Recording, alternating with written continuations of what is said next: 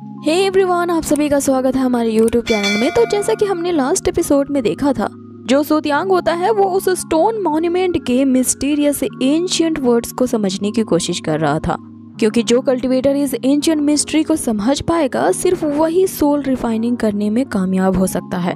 अब उस जगह पे अपने सोल को रिफाइन करने के लिए बहुत सारे डिसिपल्स ने वहाँ पे आ करके कोशिश किया होता है, लेकिन कोई भी उसमें सफल नहीं हो पाता है। कि इसी बीच हम सूतियांग को देखते हैं कि उससे भी रात में यही सोच सोच करके नींद नहीं आ रही होती, और वो रात के आखिरी पहर में ही उस स्टोन मॉन्यूमेंट पे प्रैक्टिस करने चला जाता है। यहाँ पे वो अब एक स्टेप दूर होता है अपने सोल को रिफाइन करने में, तभी बहुत ज्यादा टाइम बीत जाता है और वहाँ पे सुबह हो जाती है। अब जैसे ही उसकी आँख खुलती है, वो अपने सामने उसी लड़की को पाता है जो कि कल रात उसके साथ प्रैक्टिस कर रही होती है। वो सूतियांग को ये धमकी देती है कि रात में ये जगह सिर्फ मेरी है और मेरे अलावा यहाँ पे और कोई प्रैक्टिस नहीं कर सकता। इस पे सूतियांग उसे कहता है कि ये जगह तुम्हारे बाप की नहीं है, जहाँ सिर्फ तुम्हारा ही एक अधिकार चलेगा। अब ये सुनते ही वो लड़की एकदम तैश में आ जाती है और यहाँ पे अपने पावर्स को एक्टिवेट करके सूतियांग पे हमले करने लगती है।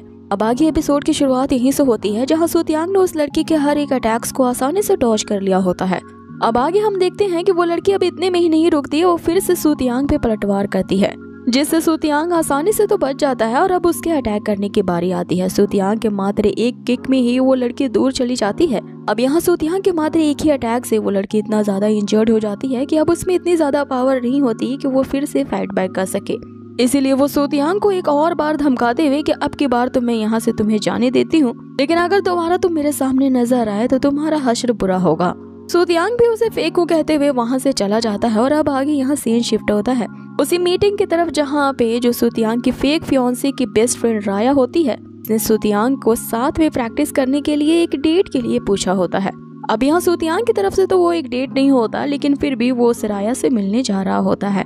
यहाँ राया काफी एक्साइटेड होते हुए उससे मिलती है और आके बताती है कि उसने इस बड़े से मार्शल हॉल में उन दोनों की प्रैक्टिस करने के लिए एक हेवन लेवल का ट्रेनिंग रूम बुक किया है, जहाँ उन्हें कोई भी डिस्टर्ब नहीं कर सकता। आगे वे लोग उसी लग्जरियस से प्रैक्टिस रूम में पहुंचते हैं, जहाँ पे एक काफी स्ट्रॉन्ग हाई लेवल की स्पिरिचुअल पावर सील होती है, जिसपे राया उसे बताती है कि ये जो हेवनली प्रैक्टिसिंग रूम है, इसमें 8 लेवल ऑफ बैटल से सील है, जिससे निकलते हुए लगातार स्पिरिचुअल एनर्जी हमें प्रैक्टिस करने में काफी मदद करेगी।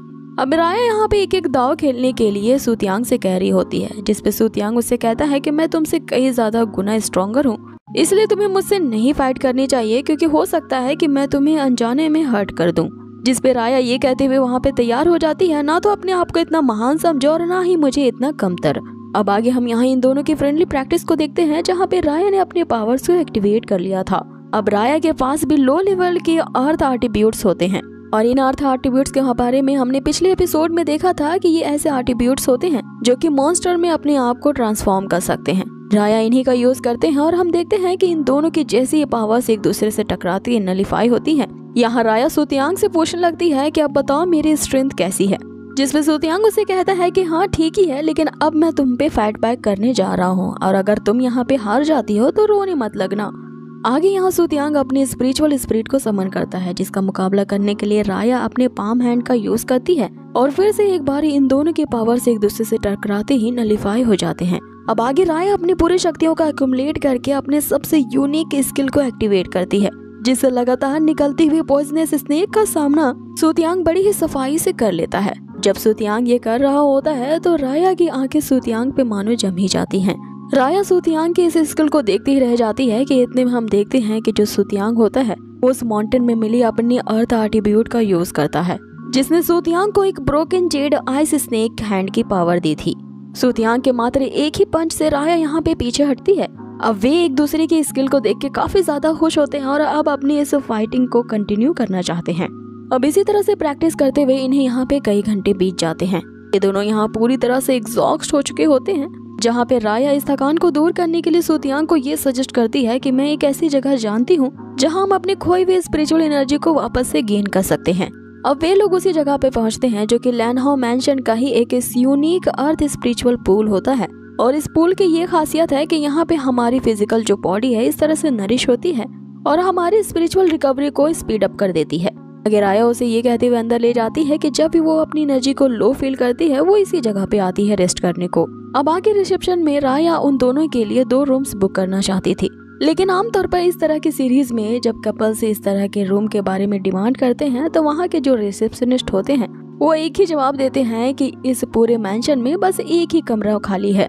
अब एक ही स्पिरिचुअल चेंबर होने की वजह से यहाँ जो राया होती है वो काफी ज्यादा हेजिटेट कर रही होती है, लेकिन सू तियांग उसकी इस हेजिटेशन को समझ जाता है और उस रिसेप्शनिस्ट से पूछता है कि उस स्पिरिचुअल रूम को कितने लोग यूज कर सकते हैं, जिसपे वो उनकी ऑकवर्डनेस को वो रिसेप्शनिस्ट समझ जाता है और बताता है कि उस स्पिरिचुअल चेंबर को 4 लोग यूज कर सकते हैं प्रैक्टिस करने के लिए। यहाँ सू तियांग के लिए तो कोई ऑकवर्ड बात नहीं होती है, इसलिए वो राया से पूछता है कि अगर तुम्हें ऐतराज ना हो तो क्या तुम मेरे साथ उस स्पिरिचुअल रूम को शेयर करोगी। यहाँ पर राया बिना हिचकिचाए उसे कह देती है कि मैं तैयार हूँ। अब आगे हमें उसी स्पिरिचुअल चेंबर का सीन दिखाया जाता है जहाँ पे सू तियांग अपनी स्पिरिचुअल एनर्जी को रिगेन करने के लिए उस पूल में चला जाता है, जिसके अंदर से निकलती हुई स्ट्रॉन्ग स्पिरिचुअल एनर्जी वहाँ पे हीलिंग की प्रक्रिया शुरू कर देती है कि इतने में राया भी उस पूल के अंदर वहाँ पे आती है और सू तियांग को इस तरह से प्रैक्टिस करता देख उसे देखते ही रह जाती है। यहाँ सू तियांग उससे कहता है कि चलो अब हम लोग दोनों साथ में प्रैक्टिस करते हैं। ऐसा कहते ही वो अपनी कल्टीवेशन की प्रैक्टिस स्टार्ट कर देता है। इतने में हम राया को देखते हैं कि वो ना चाहते हुए भी उसकी आंखें सू तियांग पे टिक चुकी थी और इसी के साथ ही इस एपिसोड को यहीं कर दिया जाता है फिनिश। तो गाइज आज के एपिसोड में तो कुछ वैसा खास दिखाया नहीं गया, लेकिन मुझे उम्मीद है कि इसके आने वाले जो एपिसोड्स होंगे वो काफी अमेजिंग होंगे, इसीलिए आप इस एपिसोड को बीच में ही गिव अप मत करना, इसे आगे जरूर कंटिन्यू रखना। बहुत ही जल्द मिलेंगे इसके नेक्स्ट एपिसोड में। Till then take care, stay healthy, bye.